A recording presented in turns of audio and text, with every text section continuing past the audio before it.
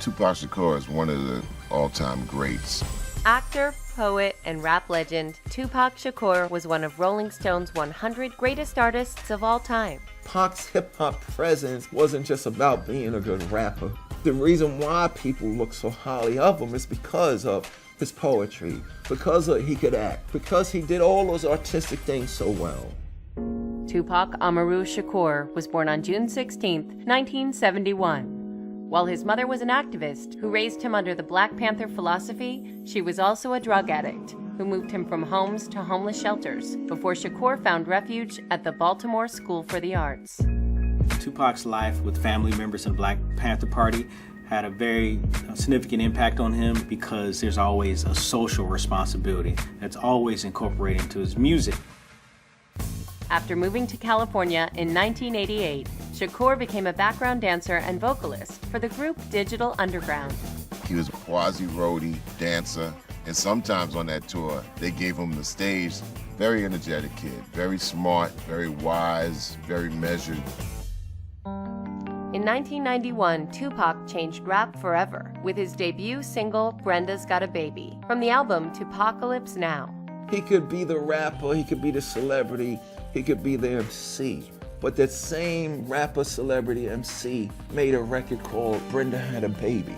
He wasn't afraid of responsibility. That's what makes him great. Shakur appeared in several films, including a starring role in the 1992 film Juice.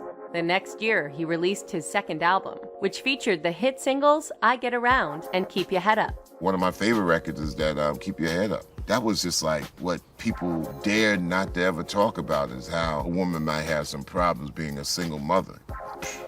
That was undoubtedly one of his greatest works. That was more gangster than gangster.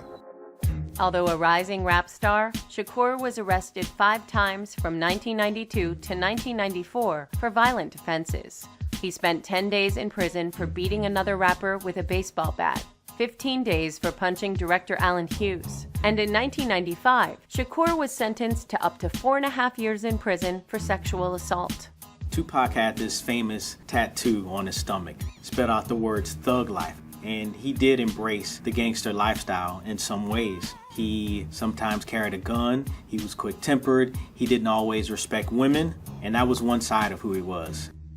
In 1995, Shakur became the first artist to reach #1 on the Billboard charts while incarcerated, with his double platinum album, Me Against the World.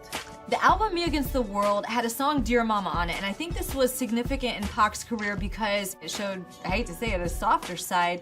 It really showed how much he cared for his mother and how much he appreciated her, and everyone can relate to that.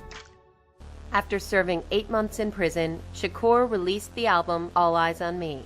It reached #1 on the Billboard charts and featured the #1 hits California Love and How Do You Want It. Unfortunately, Tupac's All Eyes on Me record did contribute to the East Coast-West Coast feud that he had with Notorious Big and Puffy. When he did all his promotional interviews for the record, he talked a lot about the feud. And on the B-sides, he had a song called Hit 'Em Up, where he even alleged that he slept with Notorious Big's wife, and it just really fueled the tension between artists on both coasts. On September 7, 1996, Shakur was gunned down in Las Vegas while driving with the CEO of Death Row Records, Suge Knight. 6 days later, Tupac Shakur died from his injuries, yet rumors still persist that he remains alive. For the first 10 years after his passing, 6 albums were released and each of them had hit records on it. 15 years after his passing, a hologram image of Tupac showed up at a Dr. Dre concert in Coachella and freaked everyone out. Tupac is essentially the Elvis of the hip-hop community. He's never gonna die.